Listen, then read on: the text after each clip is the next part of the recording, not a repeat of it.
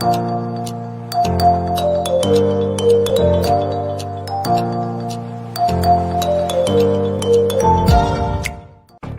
más de 4.540 millones de usuarios de Internet y toda la información llegando por medio de redes sociales, medios de comunicación, publicidad, libros y hasta chismes, necesitamos desarrollar competencias para usar de forma crítica los medios, para poder elegir, ordenar y entender mejor la información, e incluso crearla. Por eso presentamos el Campus AMI, una serie de eventos virtuales con charlas, entrevistas, ejemplos y opiniones de expertos y expertas en toda la región, para reflexionar acerca de la información que todos los días consumimos o usamos, para desarrollar los conocimientos, habilidades y actitudes de la alfabetización mediática e informacional. Acompáñanos en este viaje para conocer el ABC de los medios de comunicación, las redes sociales y la información. ¿Listo? ¿Lista?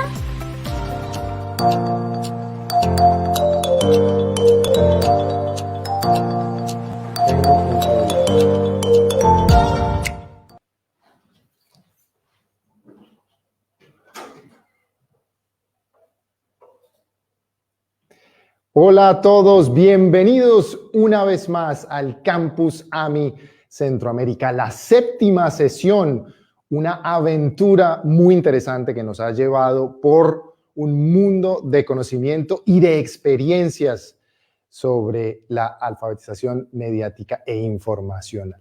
En el día de hoy vamos a tener un tema que involucra al grueso de la sociedad, aunque no parezca. Para muchos, en la pantalla de nuestro celular, en la pantalla de nuestro computador, parece que todo está al alcance de la mano, que es muy fácil, que simplemente hay que dar un clic, explorar y ahí tenemos todo al alcance de la mano. Parece muy fácil llegar a miles, a millones de personas, pero lo que queremos saber es exactamente qué es lo que nos gusta, qué es lo que nos fascina, qué es lo que hace que demos ese clic, que hagamos scroll, que algunos comentarios tengan 10 likes y otros miles.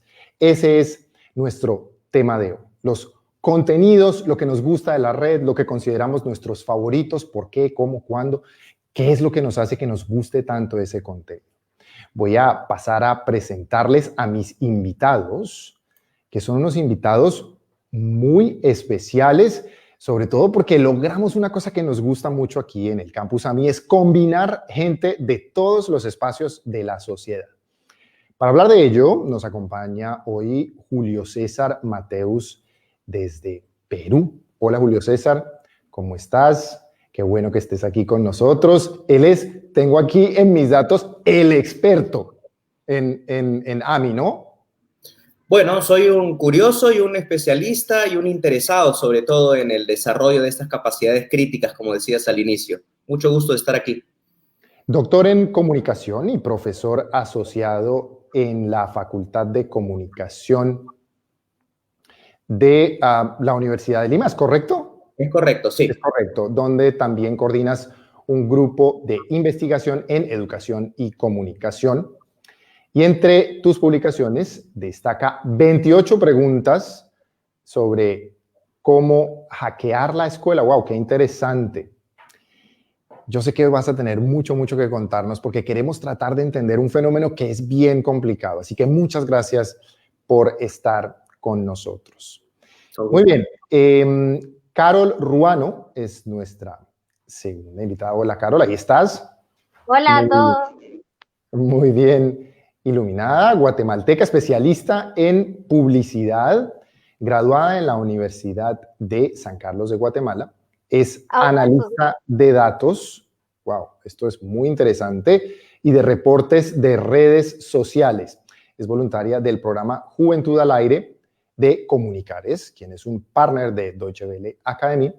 Investiga y le apasiona el análisis de comportamiento de los usuarios en Internet. Esto es todo muy interesante. Bienvenida. Hola a todos, muchas gracias. Encantada de estar acá y lista para lo que viene.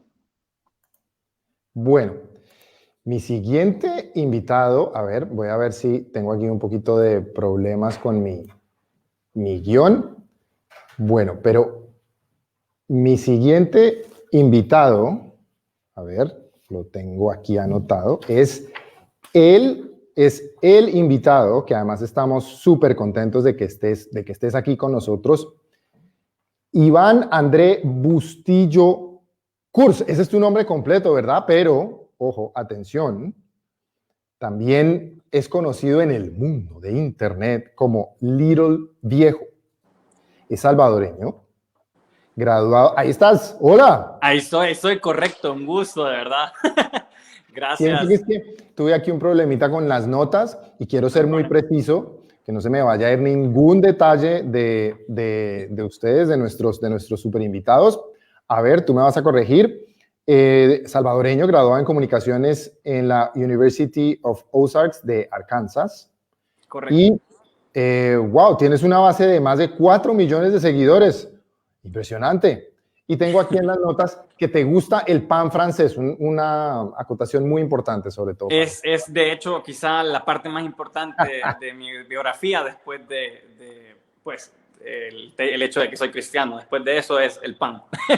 Ok, bueno, no, es muy importante decirlo, claro que sí. Wow, ya tenemos comentarios, tenemos mucha gente que se está conectando. Hey, si entraron al streaming de Facebook, los invitamos a que nos den un like y que compartan este streaming quizás en su muro o directamente a alguien que crean que le puede interesar para que hagamos más comunidad, porque más adelante vamos a leer, no solo pasarlos allí, sino leer las preguntas y los comentarios porque queremos generar esa interacción. Bueno, muchas gracias a Iván o a Little Viejo. Y nuestro último invitado es Anderson Chávez desde Honduras. Hola, Anderson, ahí está. Hola, Juan, es un placer para mí estar esta tarde, el día de hoy, compartiendo con cada uno de ustedes. Sé que será una tarde llena de mucho conocimiento y sobre todo aprendizaje. Qué bueno que estés con nosotros. Coordinador de comunicación de Oye Honduras, que es una ONG que se dedica al empoderamiento de la juventud y que trabaja por la educación de los jóvenes con menos oportunidades para que rompan ciclos de pobreza y sean líderes del cambio. Muy, muy interesante. Muy bien. Quiero comenzar. Falto yo, por supuesto. Juan Sebastián Gómez, soy coproductor del programa Enlaces de Deutsche Welle, el servicio en español sobre cultura digital. Yo también, como ustedes quizás, algunos de ustedes que nos han estado acompañando, ya saben, también soy un fan de estos temas. Me encanta todo lo que tiene que ver con la cultura digital y estoy muy, muy feliz de estar aquí con ustedes liderando esta discusión con gente que sabe tanto. Para ir al grano y empezar de una vez, quiero empezar con Iván. Muchos que te ven ahora y te conocen de tus videos y de todo el contenido y las narrativas que haces en tus canales, cuéntanos un poco qué es ser youtuber. ¿Esa es una profesión? ¿Cómo armonizas eso con tu vida privada? Yo creo que esa es la pregunta que muchos quieren saber, ¿no? Sí, gracias. Bueno, gracias Juan por la pregunta. Pues el término youtuber básicamente se usa para nombrar a alguien que activamente crea contenido en la plataforma de YouTube. Creo que a veces se generaliza más y las personas piensan en youtuber como cualquier persona que esté creando contenido en internet, pero realmente es específico para gente que nació en YouTube, digamos. En mi caso, yo ya tengo casi 10 años haciendo contenido en internet y nací en esa plataforma. En el momento estaba como en su apogeo. Hoy tenemos otras como TikTok, Facebook, que están como metiéndole mucho al tema de muchas ganas al tema de contenido. Y pues mencionaste ahí cómo mantengo ese balance entre vida privada y vida pública. Pues ha sido un camino en el que se ha aprendido mucho, pero yo creo que en mi caso específico he tratado de mantener separadas las cosas y tratar de compartir solamente aquellas cosas que son esenciales de mi vida privada a lo público. O sea, por ejemplo, ahorita me acabo de casar, por cierto, recién casadito, y es algo que tuve que compartir porque tiene que ver... Felicidades, sí me contaron. Gracias. Claro, qué bueno que lo... Sí, qué bueno, felicidades. Sí, entonces como cositas así, por ejemplo, o el hecho de que vivo en El Salvador o cosas así, son como cositas que comparto, pero ya como cuestiones familiares o así, trato de mantenerlo muy al margen, a menos que sea algo importante que pueda compartir con los demás y que de repente se puedan sacar aprendizajes de esas vivencias personales. Bueno, ya saben, todos los fans, aquí estamos teniendo un poquito más de detalles de la vida de Iván. Sí, claro que sí, ya todos queremos saber más. Muy bien, el equipo de Sónica en Guatemala preguntó a un grupo de jóvenes adolescentes ¿qué es un influencer? Esa es una muy buena pregunta. ¿Qué creen que es y cuáles son sus contenidos favoritos en las redes? Veamos qué respondieron. ¿Qué es un influencer?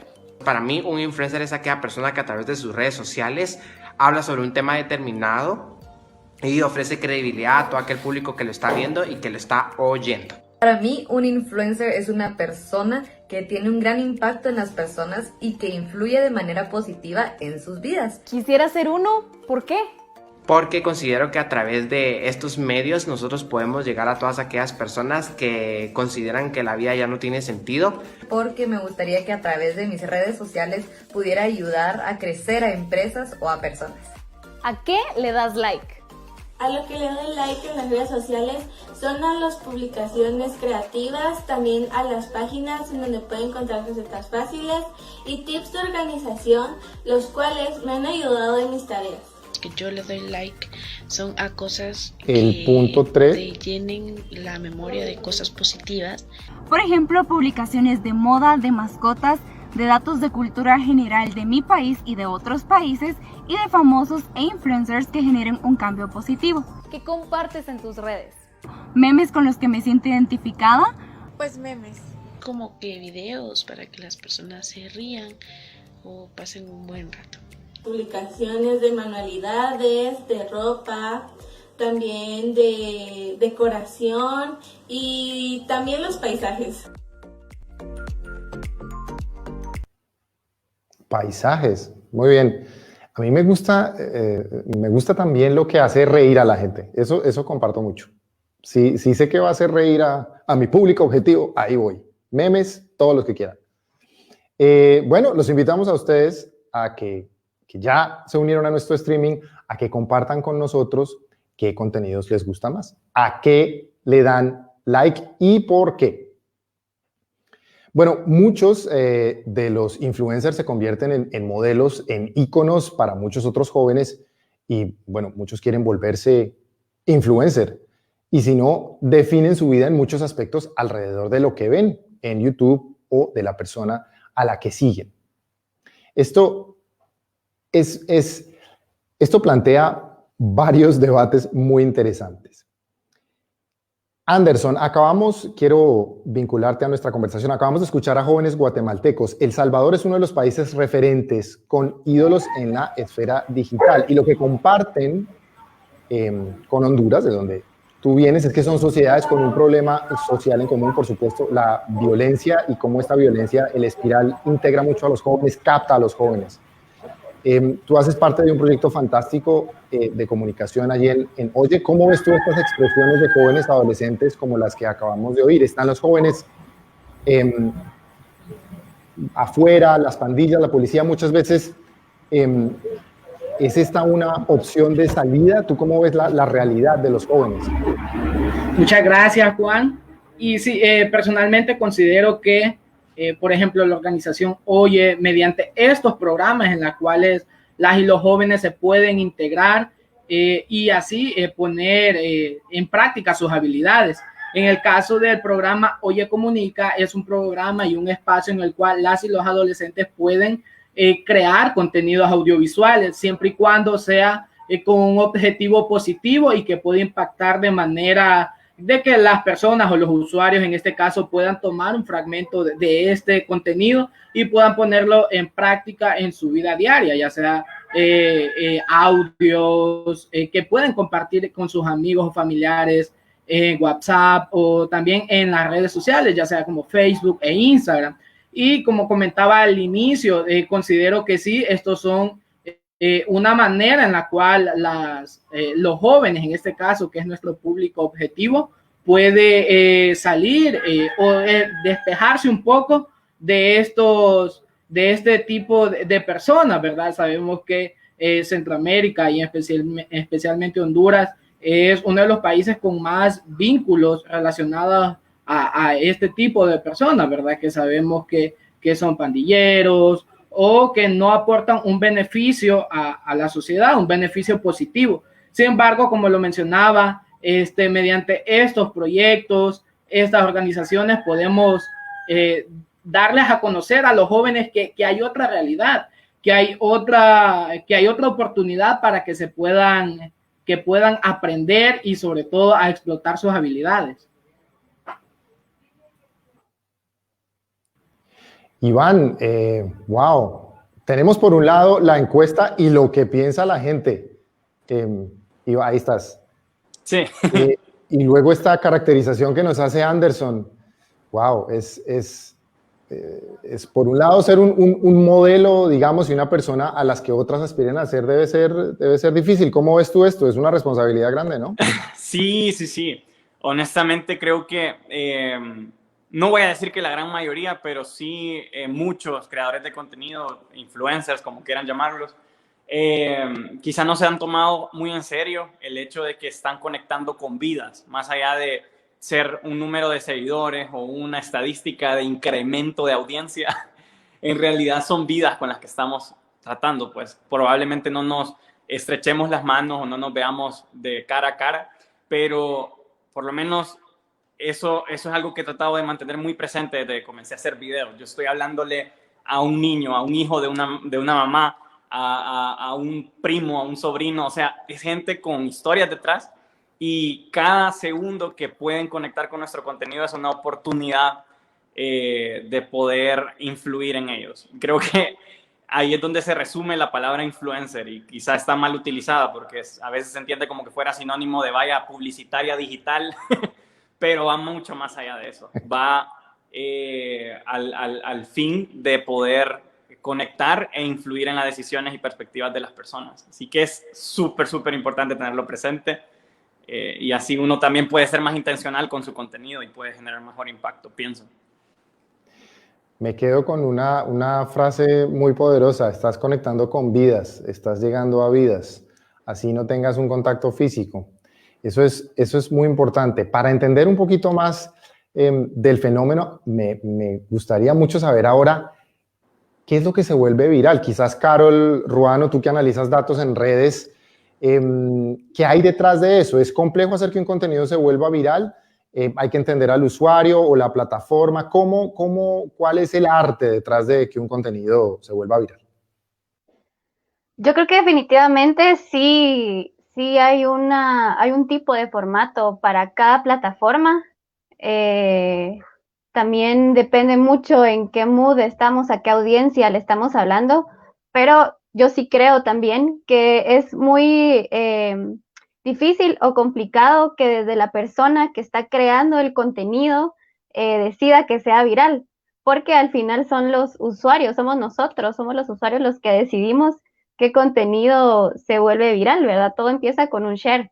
Entonces creo que es más de ir probando, de ir creando contenido, posts, videos, encuestas, cualquier tipo de contenido, y ir evaluando pues qué genera más alcance, qué genera más interacción, y así es como uno va conociendo a las audiencias, ¿verdad? Pero al final la decisión de qué contenido se vuelve viral, creo que la tienen un grupo de usuarios en Internet, no precisamente la persona que crea el contenido, pero sí los que están detrás de la pantalla. El título de nuestra sesión es ¿a qué le damos like? Julio César, ¿qué dice de nosotros el contenido que consumimos? Y como bien lo dice Carol, esta es en el consumidor. ¿Cómo definir ese consumidor o cómo nos define lo que nos gusta en redes? Sí, bueno, yo creo que un fenómeno interesante o lo interesante de este fenómeno es que Antes, para acceder a un medio de comunicación, uno tenía que tocar la puerta de un canal de televisión o de una estación de radio. La posibilidad de que cualquiera de nosotros pueda crear contenido y que ese contenido llegue a miles o a millones de personas es realmente interesante de analizar. Ahora, descubrimos a partir de los likes que hacemos que tenemos una personalidad que a veces el algoritmo o la computadora o las máquinas conocen mejor que nosotros mismos, ¿no? Es gracias a esa cantidad de likes que hacemos que vamos de alguna manera modelando el tipo de intereses que tenemos y vamos aprendiendo también que existen personas que tienen los mismos intereses que nosotros. Entonces, un punto muy interesante allí que comentaba Iván cuando hablaba de las personas y cómo se conectan, es la capacidad de generar comunidades, ¿no? Porque una de las cosas que dicen los influencers a los que he entrevistado alguna vez para alguna investigación o para algún trabajo, es que más allá del like, que puede o no ser pasajero, es que tienen esta capacidad de crear una comunidad. Y esa comunidad, por supuesto, hay que nutrirla, ¿no? No solo creando contenido que les interese, sino creando relaciones que van más allá. Eso a mí me parece muy potente como oportunidad, digamos, para las personas. Crear una comunidad, eso difiere, ¿no? De las audiencias tradicionales, de lo que consumía no sé, el espectador en televisión o en otros medios, ¿no? Es una cosa quizás más personal.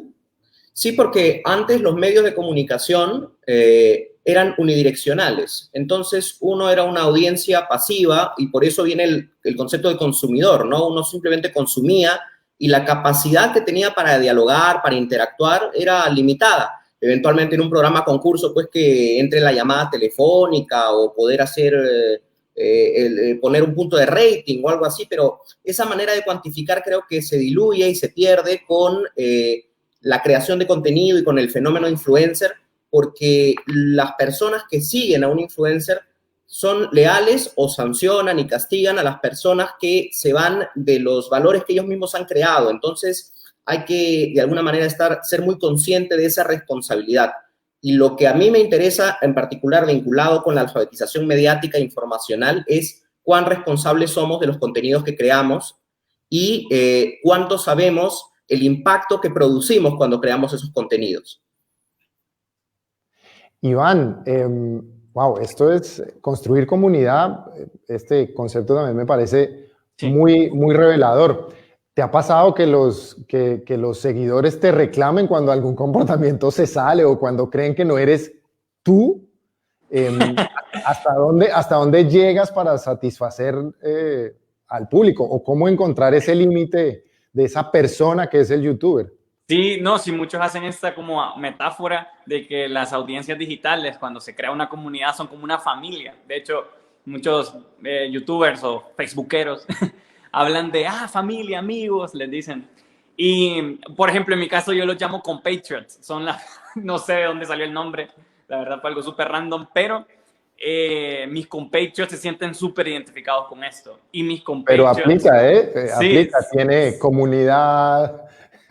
los vinculas. Sí, y se sienten como muy parte de mi trayecto. Bueno, yo digo siempre que es nuestro canal, son nuestros logros, nuestros eventos, porque realmente si no fuera por ellos no existiera lo que estoy haciendo como a nivel de contenido digital. Pero sí, pasa esto de que a veces la unión se vuelve tan fuerte y algunos te siguen por tanto tiempo que pueden llegar a ver, por ejemplo, cuando has cambiado algo o si de repente la línea que estás manejando no es la misma o te reclaman o ya están como tan pendientes de lo que haces que es como que, hey, te has perdido, ¿por qué no has tuiteado? ¿Por qué no has publicado fotos? Y se vuelve literal como que fueran personas que te conocieran y están a la par tuya. Así es. Es bien interesante. Yo me sentía como extraño al inicio, pues como que alguien que no conozco está tan pendiente de lo que hago. ¿Te has sentido algunas veces obligado a hacer cosas, digamos, como por esa presión, por eso justo que dices ahora, por la presión de la gente? Quizá nunca me he sentido presionado o obligado, pero sí, yo trato de escuchar mucho qué es lo que están diciendo, en el sentido de, por ejemplo, algunos quieren que hable de ciertos temas o quieren que haga algún reto y cuando veo como un patrón común o un comentario demasiado recurrente, es como que lo considero bastante, pero nunca me he sentido como que obligado a hacer algo, digamos. Bueno, hemos hablado hasta ahora, hemos dicho ya muchas cosas muy interesantes. Hemos caracterizado la relación entre los youtubers y los influencers como una construcción de comunidad que difiere mucho de las formas que teníamos antes de consumir medios en general de comunicación, ahora por supuesto digitales. Están cambiando muchas cosas. Acabamos de ver también a los jóvenes planteando y expresando a qué le dan like, qué es lo que les gusta en la red. Y es muy diverso. A muchas cosas nos gustan y a muchas cosas le damos like. Y por su parte, también hemos dejado claro que el primer juez de lo que realmente se vuelve viral es la gente, los consumidores. Ellos son realmente quien deciden, aún si nosotros tenemos una estrategia o algo más allá que queremos que se vuelva viral, finalmente el que decide es la audiencia. Quiero cambiar un poquito de tema y centrarnos un poco en un lado un poquito más oscuro. Para muchas personas, Carol, quiero integrarte porque yo sé que tú también en tu investigación tienes un poco de experiencia sobre eso. Para mucha gente, seguir estos modelos y querer parecerse a estos influencers o dejarse influenciar por estas personas representa cambios muy difíciles y presiones muy difíciles, ansiedad, frustración. ¿Cómo ayudar a los jóvenes a entender mejor las redes y evitar estos impactos negativos? Yo creo que va más por el lado de entender la responsabilidad que tienen los creadores de contenido, los influencers, los youtubers, como decía Iván, de que están conectando con vidas, ¿verdad? Pareciera que todos nos sumergimos en un mundo digital donde lo digital se queda en lo digital y no hay una vida real, no hay una persona detrás de la pantalla. Entonces creo que entender esa responsabilidad, esa conciencia y esa empatía, ¿verdad? Porque también pasa cuando nosotros compartimos un meme, ¿verdad? No nos preguntamos si va a ofender a alguien, sí. ¿Quién está el meme? ¿Quién es la persona que aparece en ese meme? No nos preguntamos, no nos cuestionamos. Entonces yo creo que cuestionarse uno como usuario qué contenido está consumiendo y también los influencers y youtubers cuestionarse a quién le estoy hablando, creo que es una de las cosas más importantes. Aprovecho muy rápidamente para destacar que el Campus AMI es apoyado por la Organización de Estados Americanos y la UNESCO. Este 2020, una vez más, la UNESCO organiza la Semana Mundial de Alfabetización Mediática e Informacional, la Global Mill Week, que este año va del 24 al 31 de octubre y el Campus AMI, por supuesto, forma parte de esta serie de eventos mundiales. Esto que acabas de decir es muy importante y es un tema que creo yo sigue siendo desconocido, a pesar de lo que tú caracterizas. Esta necesidad de formarnos más, de saber un poco más, parece que no está ni en las agendas educativas, ni en los colegios, ni en ningún lado. Julio César, quisiera preguntarte, ya que entramos al tema de la educación en alfabetización mediática e informacional, ¿por qué a veces parece que el tema solo perteneciera a una élite y está casi que tan excluido, tan solito por allá en una esfera que muchos de nosotros no conocemos? ¿Se volvió parte de una élite?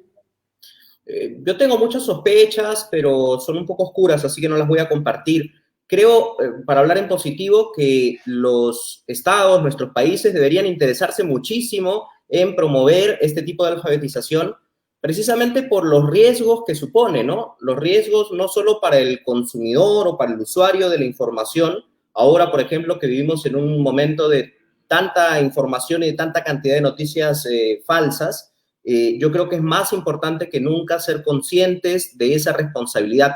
No podemos hablar de ciudadanía si no tenemos criterios o consideraciones básicas para ser ciudadanos críticos, ¿no? Para ser consumidores y productores críticos de información y no someternos a esto horrible de la cultura del like, ¿no? Esta cultura que nos hace pensar que todo debe tener un rédito inmediato y que solo debemos hacer cosas para gustar a una audiencia.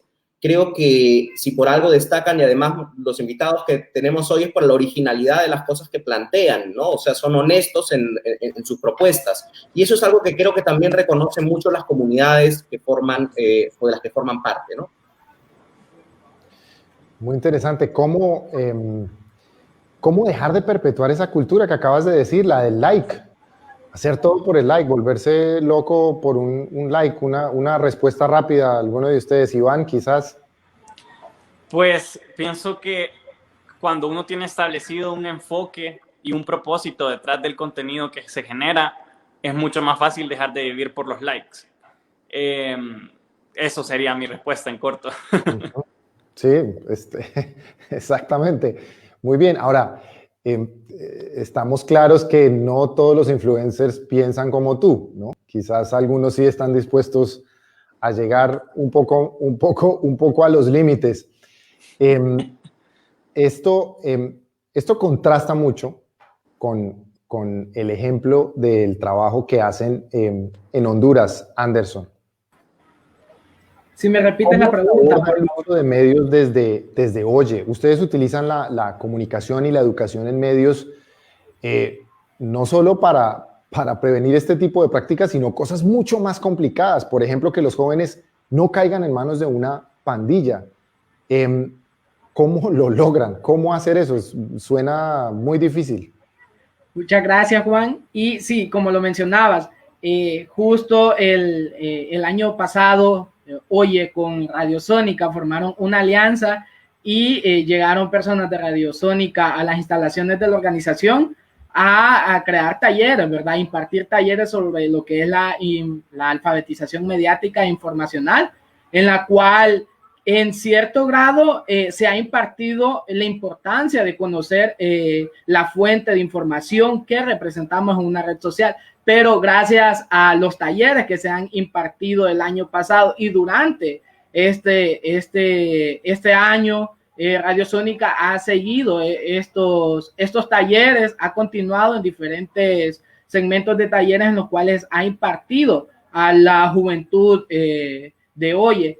Como lo mencionaba, es sumamente un trabajo bastante importante y sobre todo tiene un grado de dificultad, ya que muchas veces algunos jóvenes se dejan llevar por estas tendencias, estos memes, o simplemente me dio risa. Sin embargo, como es un proceso de desconstrucción social en la cual desde siempre se nos ha inculcado o hemos visto o seguimos estas tendencias de que, ay, me dio risa, lo comparto, sin, como lo mencionaba nuestra compañera anteriormente, sin saber el motivo o cómo le afectará a esta persona que se viralizó a través de este meme, cuál va a ser el resultado que va a obtener por estos memes que le hacen que muchas veces son tan ofensivos. Y bueno, ese es el trabajo de Oye, junto con Radiosónica, han estado trabajando durante todo este tiempo y inculcando siempre estos principios a los jóvenes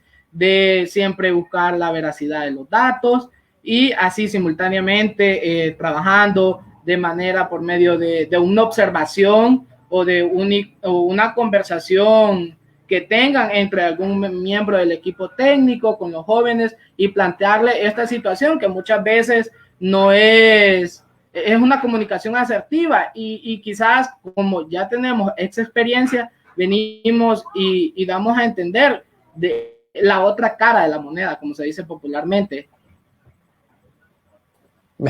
Me encanta, Anderson, lo humilde que eres y lo discreto que eres. Tu trabajo es muy difícil. Eso que nos acabas de comentar, lograr que los jóvenes cambien esa perspectiva es bien difícil, ¿eh?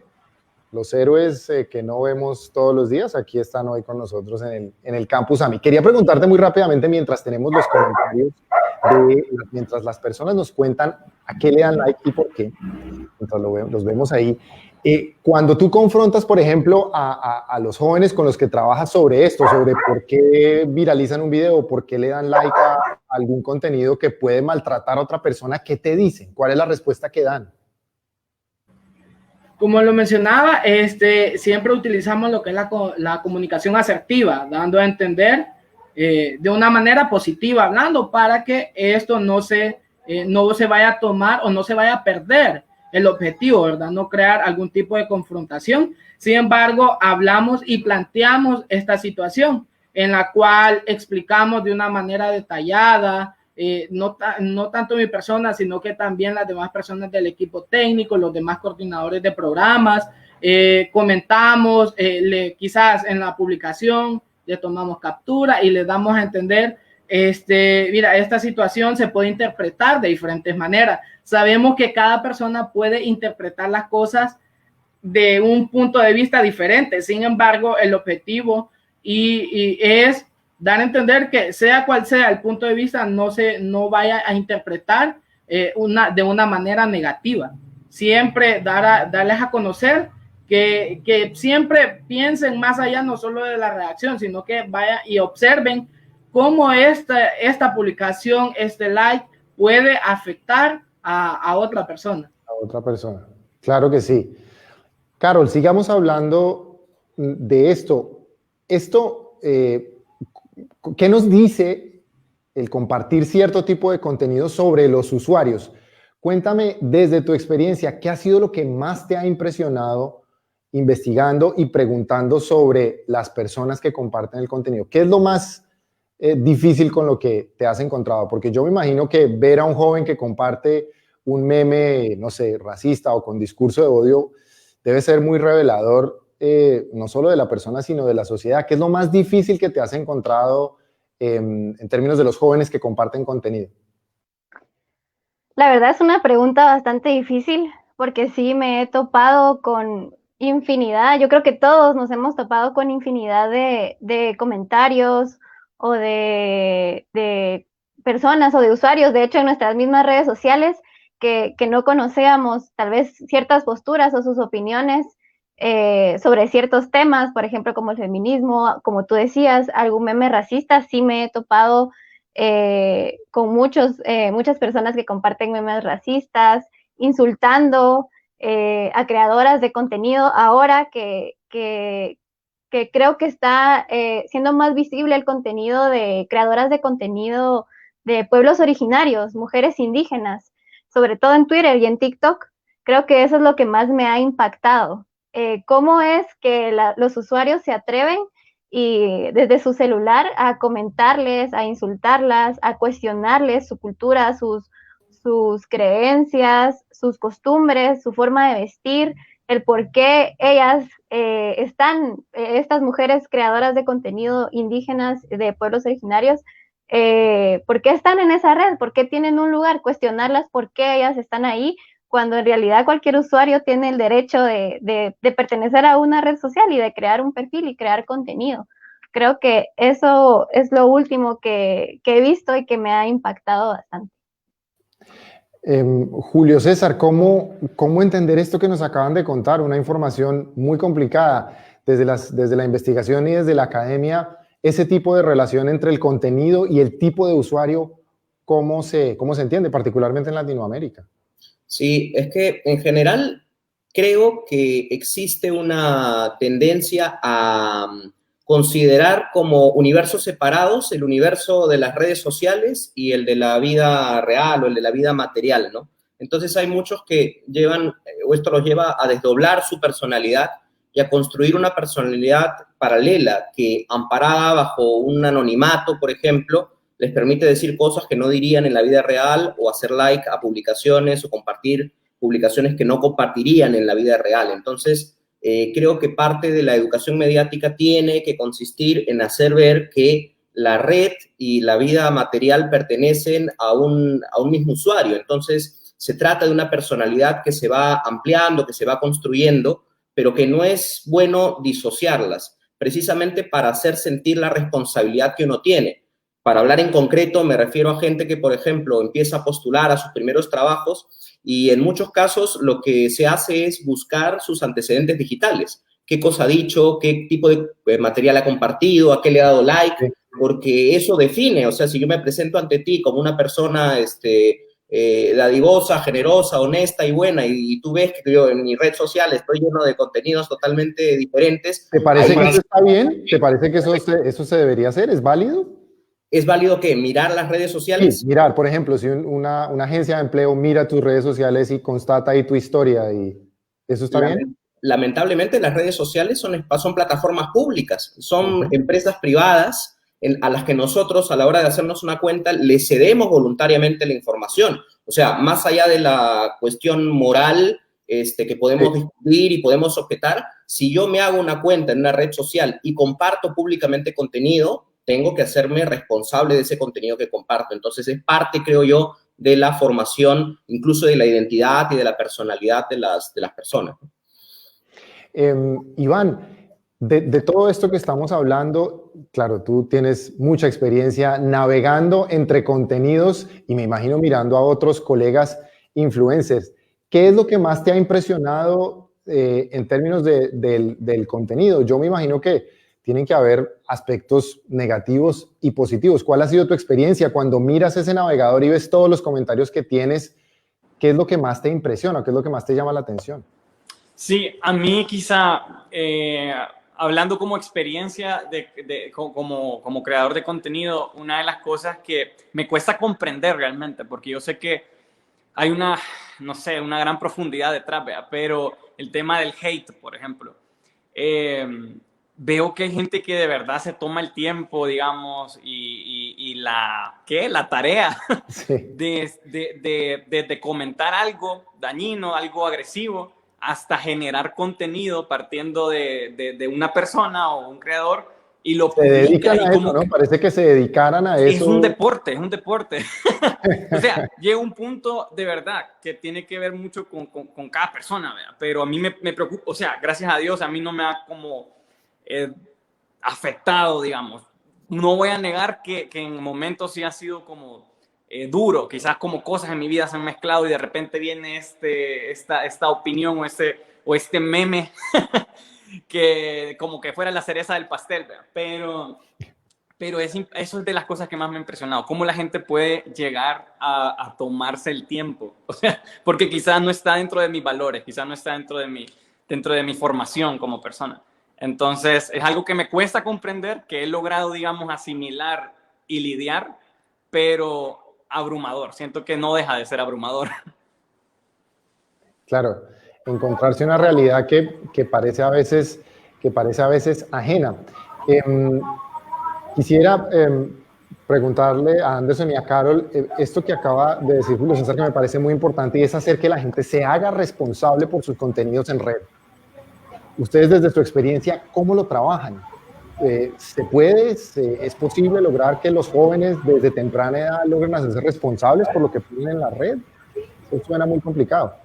Claro, considero que sí se puede lograr entender, como lo mencionabas, desde una edad temprana, desde antes de que un niño o una niña comience a usar una red social, que los padres puedan sentarse, hablar y primero darle la autorización y segundo, si es que le permiten, ¿verdad? Y segundo, poder explicarle cuáles son los riesgos que puede correr o cómo puede manejar su red social de manera de que la información que comparte sea de manera que pueda manejar esa información, no solo agarrar las cosas como un juego, sabiendo la importancia que tienen hoy en día las redes sociales. Y como lo mencionaba anteriormente mi compañero aquí presente, esta es una sobre de cómo las empresas ahora revisan las redes sociales y muchas veces las personas dicen no, la red, lo que tengo en Facebook solo es memes, no tiene nada que ver con mi vida personal,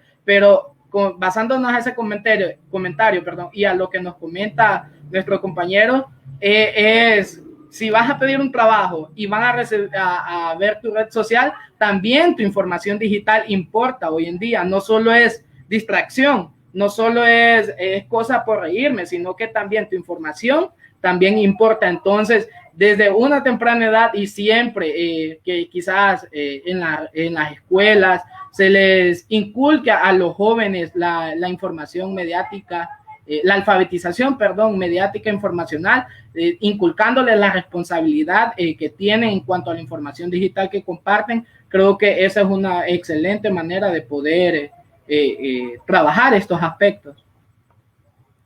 Muy bien. Julio César, yo sé que tú también trabajas con jóvenes que claro, que les encantan las redes sociales tradicionales, el TikTok, el Instagram y un tipo de contenido. ¿Cómo lograr captar la atención? Esto que estaba mencionando Anderson, claro, hay que llegar temprano, hay que saber llegar, pero hay que abandonar quizás el entretenimiento o los formatos tradicionales, el típico formato de TikTok. ¿Qué has recabado tú sobre cómo es posible llegar a los jóvenes y transmitirles esta información? Mira, en realidad la respuesta a esa pregunta la dieron los griegos hace miles de años, ¿no? Una buena historia es la historia que seduce. Entonces, cuando uno tiene algo honesto que contar y lo hace con pasión, eso logra captar la atención de las personas. Esto funciona en la publicidad, en una homilía, en un salón de clase, en cualquier espacio o ámbito de la vida. Construir un buen guión es lo que finalmente funciona. Ahora, una de las características de ese buen guión es que tenga información relevante, pero la forma importa tanto como el fondo, ¿no? Muchas veces en el ámbito educativo, una de las grandes críticas que se nos hace, y me parece muy cierta, es que nos preocupamos más en el fondo que en la forma. Entonces, con esta idea de que todo es muy racional y que el pensamiento requiere de otro tipo de información, despreciamos o no valoramos como deberíamos al entretenimiento. Yo creo que las cosas están absolutamente empatadas. Tiene que entretenerte, tiene que llegarte al sentimiento, lo que el otro dice, porque si no, no conecta. Y esto vuelve a la idea de la comunidad, de la formación de comunidades de las que hablábamos al inicio, ¿no? Hay máximas que parece que no les pasa el tiempo, ¿no? Siempre una buena historia llega, siempre una buena narrativa llega y puede transformar. Eso es muy interesante. Iván, quería preguntarte, yo sé que tú has apoyado campañas de UNICEF en contra de la violencia y de temas diferentes, me imagino, sí, a lo que tradicionalmente compartes en tus redes. Sí. Sí se puede, es decir, ¿tienen el mismo impacto que otro tipo de contenidos? ¿Cómo ha sido tu experiencia tratando de llegar y llevar este tipo de enseñanzas a la gente? Sí, pues la verdad ha sido un honor sumarme a ciertas campañas. Hemos lidiado con temas que tienen que ver con el ciberbullying, con el tráfico humano, más que todo esas dos creo que han sido, y bueno, protección a la infancia, digamos. Pero personal, o sea, esto lo digo quizá como una crítica constructiva y no atacando a ninguna organización en específico, pero yo creo que a veces están usando un lenguaje y una estructura muy tradicional y muy predecible. Y yo creo que esto no termina de conectar demasiado con los chicos, que realmente son el público objetivo de estas campañas. Entonces, siento que más allá de decirle a un youtuber, a un facebookero o a un instagramer, decirle a la gente que no haga ciberbullying o decirle a la gente que tenga cuidado con esto, yo creo que debería de ser una integración un poco más vinculante y a largo plazo, porque no importa si mañana publico una historia de, amigos, no hagamos bullying, respetemos a los demás. Pero si digamos, en un mes o 2 meses estoy haciendo un contenido que indirectamente fomenta el bullying, o sea, ¿qué pasó? No tuvo más impacto el contenido que indirectamente promovió el bullying que esa historia que, pues sí, duró 24 horas. Entonces, creo yo que debe de ser algo que... Es mejor hacerlo en el tiempo. En el tiempo y de manera, consistente, pues, porque... Pues está bueno hacer campañas. Definitivamente a veces hay que hablar con explicitez, pero no siento que sea necesariamente lo más efectivo, pienso yo. Ok. Es decir, tiene que ser un esfuerzo en el tiempo. Wow, esto es muy interesante. Carol, yo sé que tú también has trabajado en estrategias de comunicación digital para grandes empresas y se usan mucho los influencers ¿no? Para posicionar marca, para llevar mensaje. ¿Cómo funciona esto allí? ¿Cuáles son las pautas para elegir a los influencers y dar resultado? Pues primero, sí utilizamos influencers. Ahora es mucho más delicado este tema, ¿verdad? Creo que al inicio era como una tendencia, era una novedad, utilizar influencers para diferentes campañas, estrategias de comunicación, pero ahora el proceso es un poco más largo.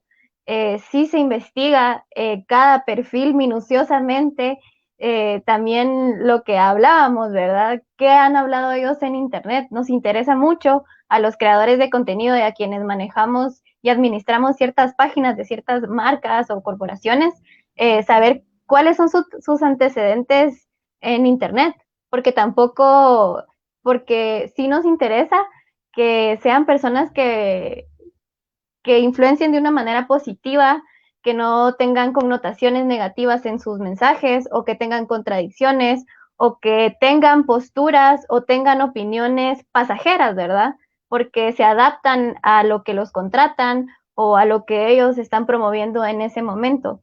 Creo que más buscamos como un estilo de vida responsable, obviamente que tenga intereses y que se adapte a los diferentes contenidos o al mensaje que nosotros queremos dar, pero esto ahora es un proceso mucho más minucioso, ¿verdad? Mucho más profundo, investigar al influencer y saber qué habló, más que lo que está hablando hoy, qué habló antes, ¿verdad? ¿Qué ha construido él? Y si eso sirve para el objetivo que tiene la empresa. Exactamente.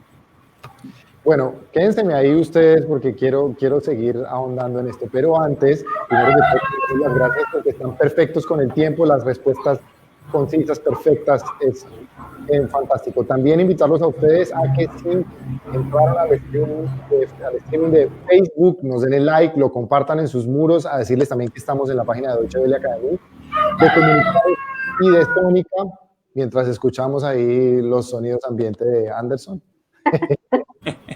También, ¿no? Es un clásico de las videollamadas. Clásico. Así se hace contenido en red fácil. Si hacemos un video con el gallo, la rompemos, estoy seguro. Y bueno, justo hablando de esto y de los límites, me causa mucha curiosidad lo que dice Carol. Necesitamos o se buscan influencers que se adapten al contenido. ¿Un influencer está para eso? ¿Para hacer o vender lo que le digan? ¿Así funciona el mundo de los influencers? Me gustaría empezar con Iván preguntándole si tú te has negado alguna vez en concreto a decir o a promocionar X o Y producto.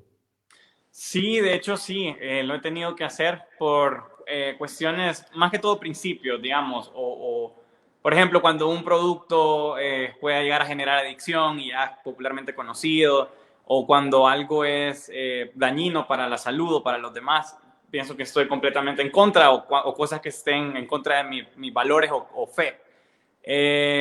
Incluso con organizaciones internacionales que probablemente estaban promoviendo alguna causa, si yo realmente veo que no está alineado a mis principios, pues no, creo que habrán otras oportunidades y no hay que tomar decisiones solo, o sea, no hay que tomar cualquier oportunidad, como cualquier otra cosa en la vida. Pienso yo que así es.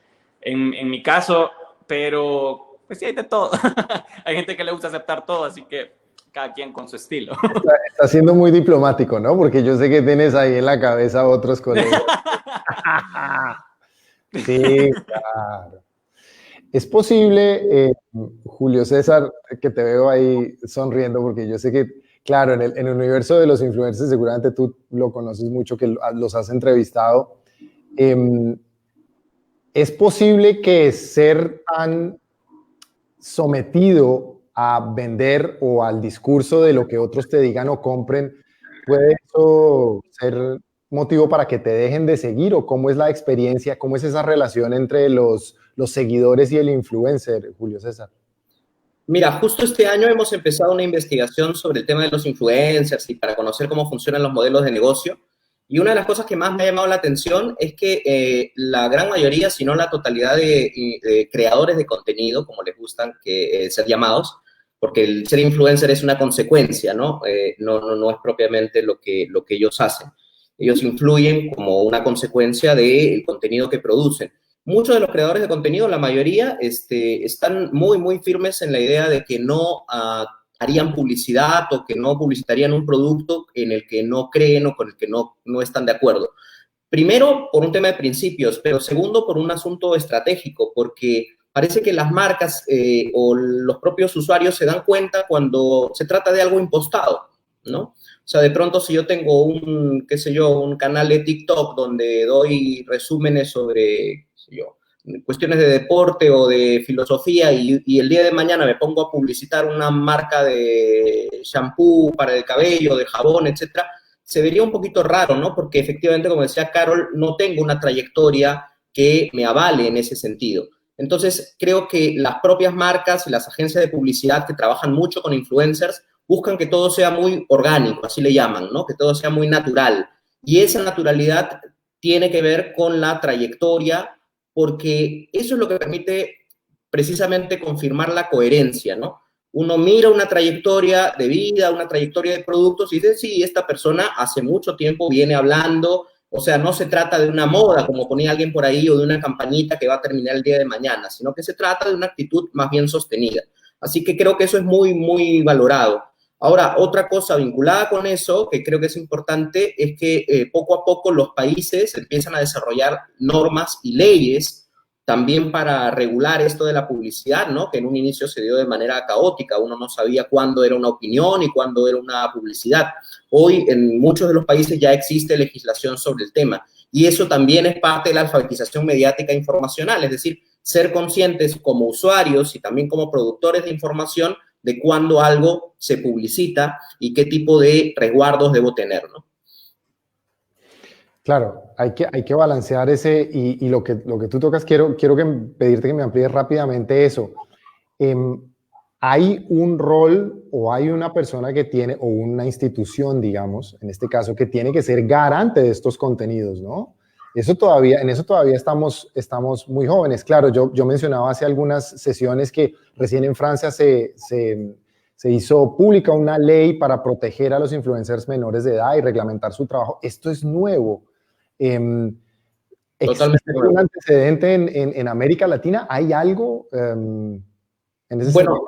De lo que sé por la investigación que estamos haciendo en el Perú el año pasado, se empezó a desarrollar legislación, pero curiosamente por el tema de los impuestos, porque se dieron cuenta que había toda una serie de contenidos publicitarios que no pagaban impuestos. Entonces la autoridad vinculada con los tributos y las cuestiones fiscales se dio cuenta que los influencers debían de también emitir un recibo, una factura, una boleta, y eso debía formalizarse. Entonces, a partir de eso se empezó a sacar una legislación. Y por otro lado, una autoridad que se encarga de los derechos de autor y propiedad intelectual también ha señalado la obligatoriedad de poner un hashtag que sea publicidad cuando se trate de una publicidad para diferenciarla, ¿no es cierto?, de lo que es una opinión genuina y espontánea de parte del influencer. Anderson, frente a estas relaciones con los influencers y en general con el discurso en redes sociales, cuando alguien se siente agredido o de la gente con la que tú trabajas, ¿qué les dicen ustedes en términos de las posibilidades que tienen contra ese contenido de odio? Acabamos de caracterizar la necesidad de legislar sobre el tema, de decirle al usuario que lo que está viendo es publicidad y que lo que está viendo es contenido político o que lo que está viendo es X o Y cosa para que él sepa que está viendo. ¿Ustedes han logrado trabajar eso en las comunidades?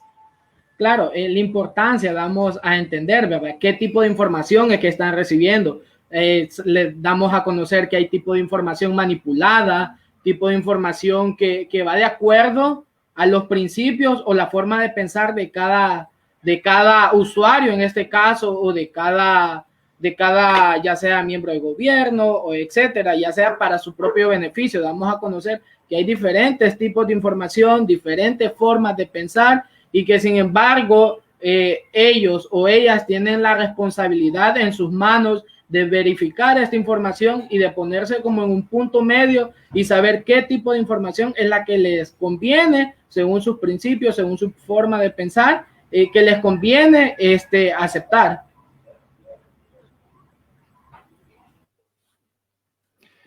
Muy bien. Queremos invitarlos una vez más a que nos sigan enviando sus comentarios, a que nos cuenten, a que le dan like y por qué. Quiero preguntarles a todos muy rápidamente que me cuenten a lo último, a lo que le dieron like y por qué. Lo último en sus redes sociales a lo que le dieron like y por qué les dieron like, o que lo repostearon en sus redes, o que lo compartieron y que me digan por qué. Johan, dale. ¿Quién? ¿Yo? Sí. Bueno, yo... es súper bobo, pero No, está bien, está bien. Yo también les puedo contar el mío. Es un chiste, de verdad, que está en redes sociales ahorita como un boom. Lo de el Pepe es el... No, pero que sabe que me es una bobada, en serio, que hasta ayer lo entendí, pero realmente no hay que entenderlo para reírse, simplemente es... Eso fue, creo que el último que compartí con unos amigos en WhatsApp. Ah, lo compartí, ok, en WhatsApp. Compartí un video, un TikTok. Compartiste un video de TikTok en WhatsApp. ¿Compartes en tus redes en general, en un Facebook o en un Instagram también, o no? La verdad es que memes como tal no comparto casi ni personalmente en mis redes, ni en mis páginas, como Little Viejo. No, casi no comparto memes. Ok. Anderson. Ok, creo la última, o una de las dos últimas, la última fue la transmisión que compartí en mi perfil, y anterior a esa compartir una encuesta en la cual se está buscando que la organización hoy, a través del programa Las Niñas Lideran, buscar una política, que se apruebe una política pública municipal. Para el objetivo es que en las escuelas y colegios del municipio en el cual resido, que se llama El Progreso, se puede impartir educación sexual integral a las y los estudiantes de cada institución. Muy bien. Carol. Me hiciste que me metiera a mis redes sociales, porque esto es algo también que pasa. Para ver. Que le damos, tenemos tan normalizadas estas acciones de like, de share, que realmente compartimos tantas cosas que puede que no nos recordemos. Sí, entonces, claro. Sí. obviamente compartí la transmisión en vivo y unos memes de la serie de Friends que me gustan mucho, y en Twitter unas denuncias de unas agencias de publicidad aquí en Guatemala. Eso fue lo último que compartí. Y de Friends, porque me gusta, es una de mis series favoritas. Es muy variado todo lo que compartimos. Qué difícil es hacer conciencia y estar al tanto de cada clic que damos. Yo me imagino que también, Julio César, parte de la palabra, también nos arrepentimos de muchas cosas que compartimos y que vemos después de un tiempo y decimos, pucha, no, esto no. Totalmente. No sé si ustedes, pero yo le he dado deshacer a tweets o a retweets luego de pensar y reflexionar y decir, a ver, yo enseño estas cosas, voy a pensar dos veces lo que acabo de compartir, ¿no? Pero así funciona. A veces es tan instintivo que de pronto uno rebota algo que le causa un impacto muy grande sin reflexionar profundamente sobre las consecuencias, ¿no? Entonces creo que eso es interesante, y ese ejercicio de los últimos 5 likes voy a apuntarlo para hacerlo en clase también, porque creo que dice mucho sobre las personas. Ahora, yo al inicio dije que los likes, si bien nosotros no somos tan conscientes de ellos, quien sí es consciente de ellos es el algoritmo, ¿no es cierto? Lo que está detrás de las redes sociales, y lo que hacen es nutrir una riquísima base de datos que luego es vendida para fines publicitarios. Entonces, al final nosotros, con nuestros likes, terminamos siendo un producto.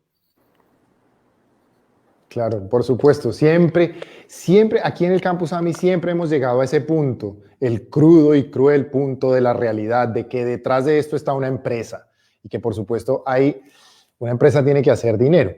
Esto es complicado aceptarlo, pero también hace parte de hacer conciencia de todo lo que queremos hacer aquí en el Campus AMI, generar esa conciencia, construir una mirada crítica frente a los medios de comunicación digital. Pues les preguntaba lo de los likes, porque cuando yo miro también lo que he compartido, a mí también me gusta mucho compartir memes y muchas cosas. No había pensado que WhatsApp también hace parte, como lo mencionas tú, Iván, de un tipo de plataforma y de red social. Las plataformas y las redes sociales también tienen sus formatos y sus formas de comunicar. La gente busca contenidos particulares en YouTube, contenidos particulares en WhatsApp seguramente, en Facebook, en Instagram. Yo imagino, Iván, que tú, de toda esa información que te brindan los algoritmos, como en tu página web de Little Viejo, has podido sacar muchas cosas. Por ejemplo, ¿a quién le gusta qué tipo de contenidos? ¿Podrías contarnos un poquito, como yo sé que esos datos los manejas tú para tu página, pero un poquito sobre qué es lo que más le gusta? Por ejemplo, ¿qué te sorprende que tú publicas y la gente no le gusta? ¿O qué publicas y que la gente se vuelve loca? Sí, pues las estadísticas dan una muy buena visión de qué es lo que está, digamos, teniendo éxito. También como a nivel general de audiencias, se habla mucho de las demográficas, las edades, qué tipo de personas, de dónde son. Y sí, eso me sirve mucho para mí como de base para crear más contenido. Sirve mucho también para saber con qué seguir experimentando y con qué no.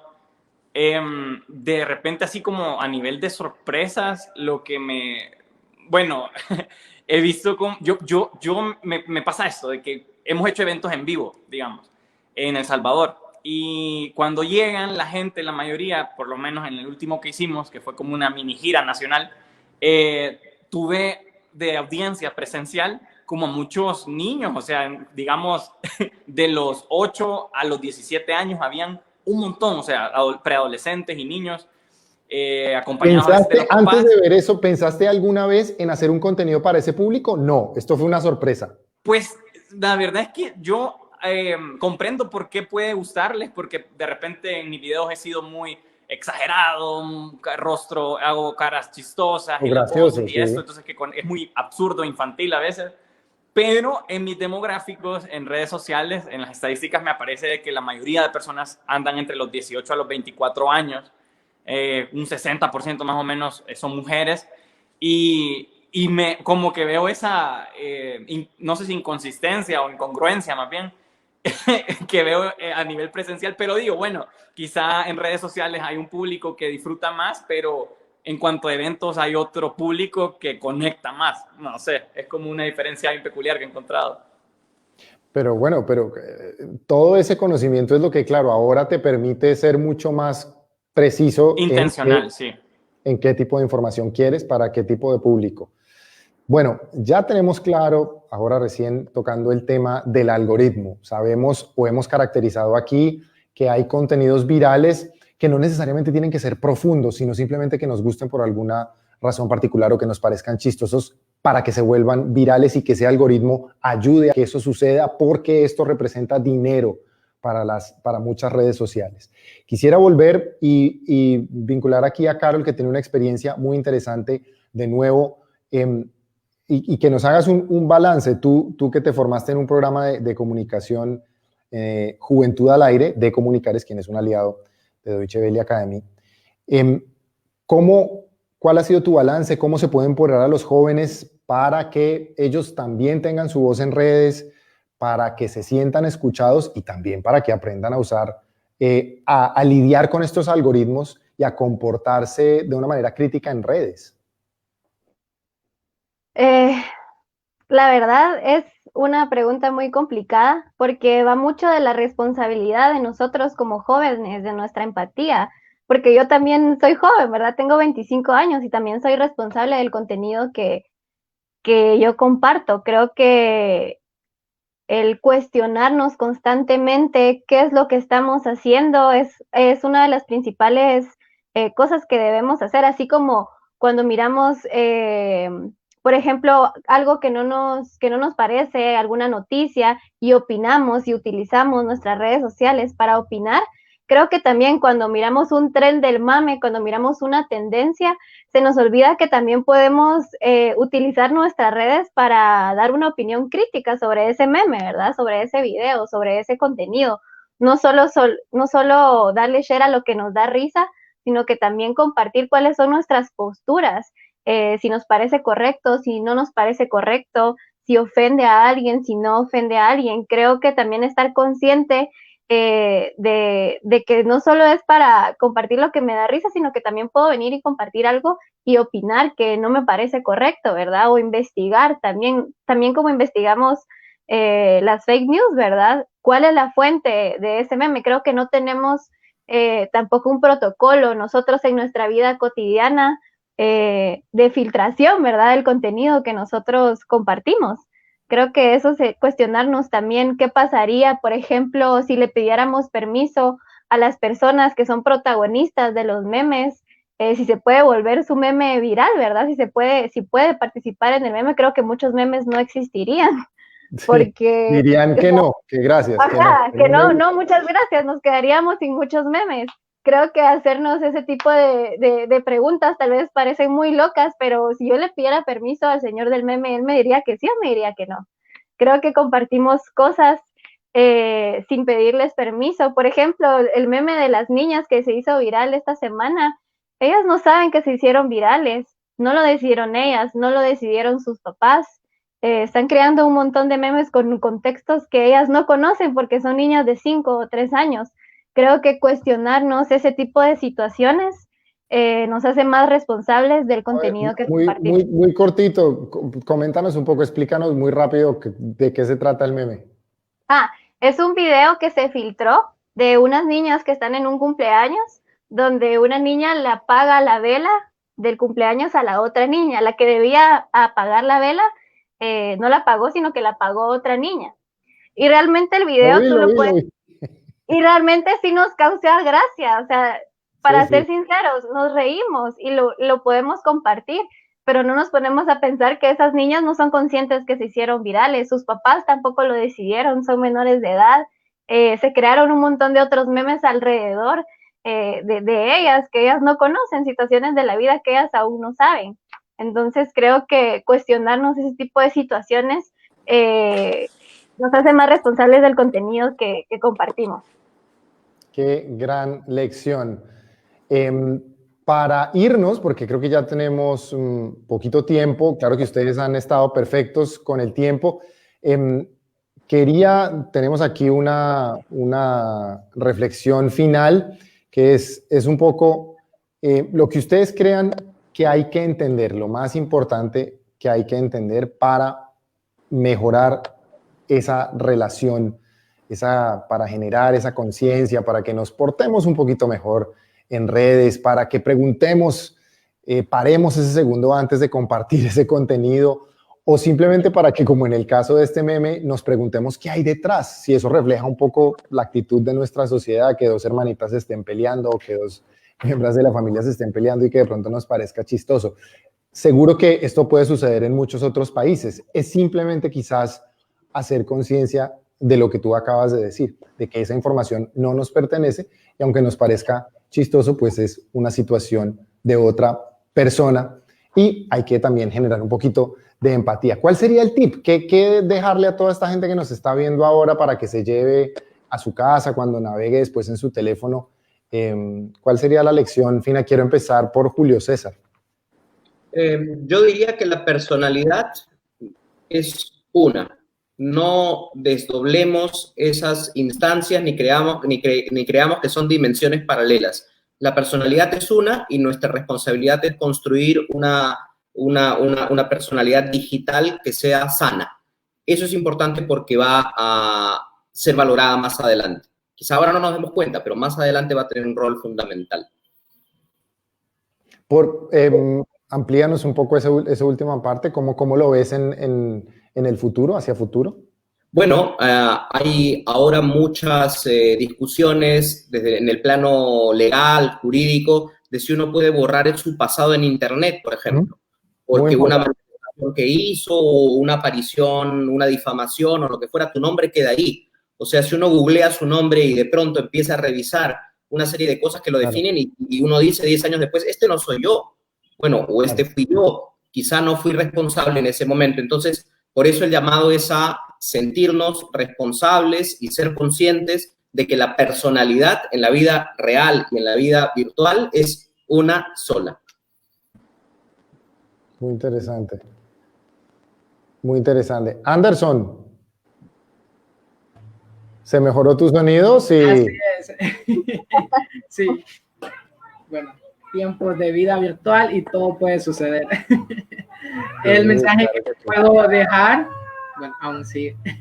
El mensaje que yo puedo dejar es que las personas sean responsables de su contenido, ser responsables en lo que comparten, como lo mencionaba Julio en su momento, que muchas veces nos sucede que compartimos algo y luego reaccionamos después y no, pero cambiamos nuestra forma de pensar de un momento a otro. Entonces regresamos, quitamos nuestra reacción y muchas veces hasta eliminamos la publicación porque ya profundizamos nuestra información, ya procesamos y cómo puede afectar a otra persona. Entonces eso suele suceder. Entonces mi mensaje es ese, que puedan pensar bien antes de compartir y ver qué efecto puede causar esto ante otra persona y no respaldar su información o no respaldar su forma de pensar en lo que opinen los demás. No es que todos lo están compartiendo, yo también lo comparto para estar en la tendencia.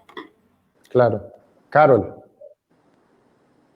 Yo, lo que ya había mencionado, ¿verdad? Creo que cuestionarnos es una de las principales formas de poder educarnos, cuestionarnos si el like que yo estoy dando avala un discurso de odio, cuestionarme si a mí me gustaría volverme viral por alguna mala situación que me haya pasado en mi vida, me gustaría, cómo la viviría.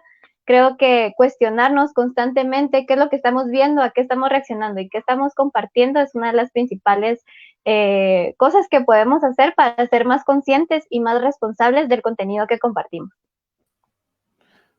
Bueno, y ahora, Iván, ¿estás por ahí? Sí, yo lo resumiría en una palabra difícil, y ¿no? es básica. Siento que estoy haciendo así como un poco muy existencial y una pregunta así muy profunda, pero claro, pero queremos tratar de que la gente se lleve un consejito, sí, un tip. Yo sé que tú también das muchos tips y muchos consejos. Sí. Trato. No, lo que estaba diciendo es que en una palabra, empatizar. O sea, es bien básico, pero me estaba recordando en lo que estaban hablando los compañeros, es cuando comenzó la pandemia. Recuerdo que mucha gente empezó a hacer meme del tema del coronavirus. Recuerdo bien que había una cuenta en Twitter que se llamaba Coronavirus, así. Y la gente, y esta cuenta empezaba como a tuitearle y a mencionar a gente diciendo te voy a contagiar y ajaja, ya contagia a no sé quién, y la gente lo retuiteaba, se reía. De repente empezó este audio famoso de la canción del coronavirus, de que it's corona time, o la de cumbia, de coronavirus. ¿Estás hablando de esta cuenta en Twitter que se llama Coronavirus? COVID-19, algo así se llamaba. Sí. Ajá, y bueno, pero lo que voy es que yo empecé, de hecho, activamente a querer como combatir un poco ese tipo de humor. No porque yo sea un aguafiesta o porque sea muy no sé, pero a lo que voy es, me puse a pensar en estas personas que tienen un familiar, que tienen un papá, que tienen una hija que se enfermó de coronavirus y que acaba de fallecer. ¿Y qué pasa cuando estas personas están escuchando esa canción? Entonces, pues hasta me conmueve, perdón, que me conmueve y me apasiona mucho el tema, pero de eso se trata. ¿Qué va a pasar con las personas que estén viendo lo que compartamos? ¿Estamos pensando lo suficiente en qué están viviendo esas personas? Antes de publicar, antes de compartir cualquier cosa, hagamos eso tan básico que se nos enseñó desde pequeños. Pensemos primero en el otro. Eso sería como mi consejo. Empatía. Qué importante es la empatía. Claro, si pusiéramos en perspectiva lo que nos cuentas, Julio César, de que nosotros como usuarios y también como productores de contenido tenemos derecho, por ejemplo, al olvido, a que ese post o ese video o esa foto que pusimos 10 años atrás ya no nos represente, ya no nos defina y pueda ser eliminada de las redes. Quizás si entramos por ahí, la empatía va a ser más fácil. Si a nosotros nos pasara, quizás sería mucho más fácil decir, uy, no quiero que esto me pase, cuidado, ¿no? ¿Quién sabe qué va a pasar, por ejemplo, con estas dos niñas del video viral cuando crezcan? ¿Cómo lo van a entender? ¿Cómo lo van a asimilar? Eso probablemente nunca lo sepamos. Quiero darle las gracias a Anderson Chávez, a Iván Little Viejo, a Carol Ruano, a Julio César. Todas sus opiniones han sido fantásticas. Me voy con una maleta llena de aprendizaje, de cosas lindas. Espero que a ustedes les haya quedado por lo menos claro esta idea que queremos transmitirles de ver de una manera crítica las redes y preguntarse un poco qué es lo que está ahí, qué estoy haciendo yo, qué es lo que estoy viendo y construir un granito de arena para la alfabetización mediática e informacional. Ese es nuestro objetivo, eso es lo que queremos. Muchas gracias por estar con nosotros. Los invitamos al siguiente panel. En el siguiente panel vamos a estar hablando de noticias falsas, un tema un poquito más denso, más complejo, pero muy interesante. Así que no se lo pierdan y hasta dentro de un ratito. Yo soy Juan Sebastián Gómez. Gracias por estar con nosotros.